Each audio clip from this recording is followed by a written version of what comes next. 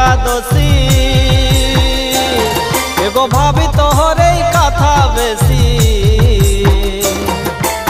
भादर मास की एकादशी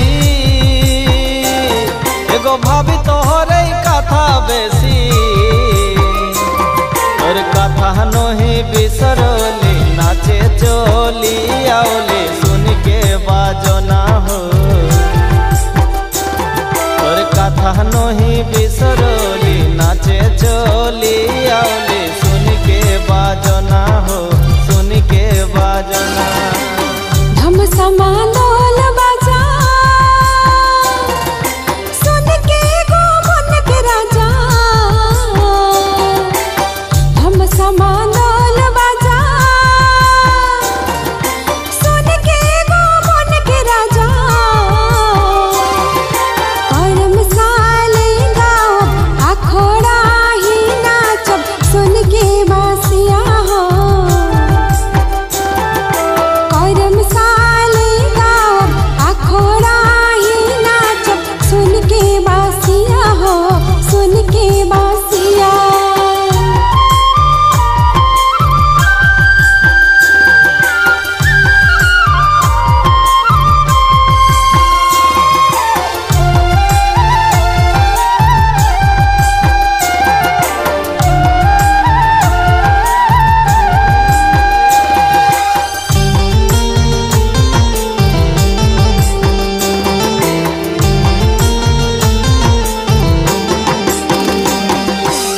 बनारसी पाट साड़ी एगो हाथ किंतिनी चूड़ी झींगा फूल हाला हाला एगो सालक फूल के माला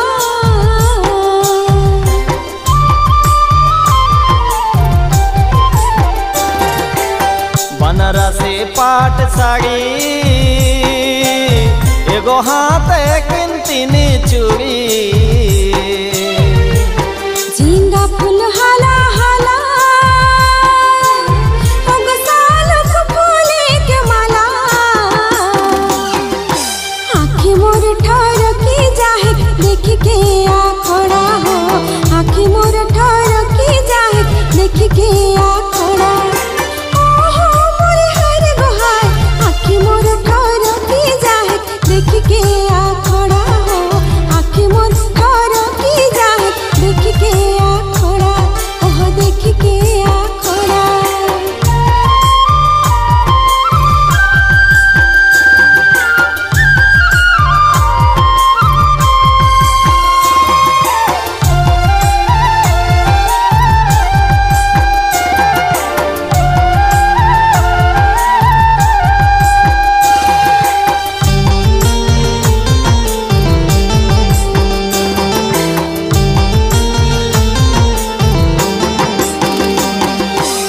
भादरिया झुमर सुरे नाचब हमरा पता धरी उदासी हरी झामठा एगो झींगा फुलिया चल के मेटा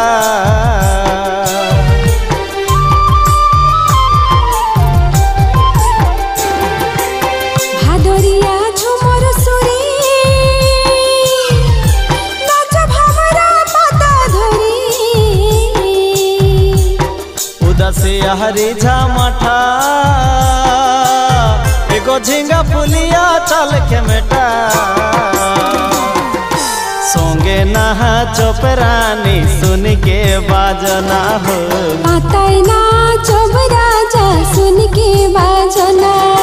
ओहो मोरी हरे गोहाई सोंगे ना चोपरानी सुन के बाजना हो पाताई ना चोपरानी सुन के बाजना ओहो मोर हर गुहार गात मोर सिंहरी जाहे सुन के बाजना हो तुलसी के मन निठारे सुन के बाजना चमके है हिया मो सुन के बाजना हो तुलसी के मन निठारे सुन के बाजना।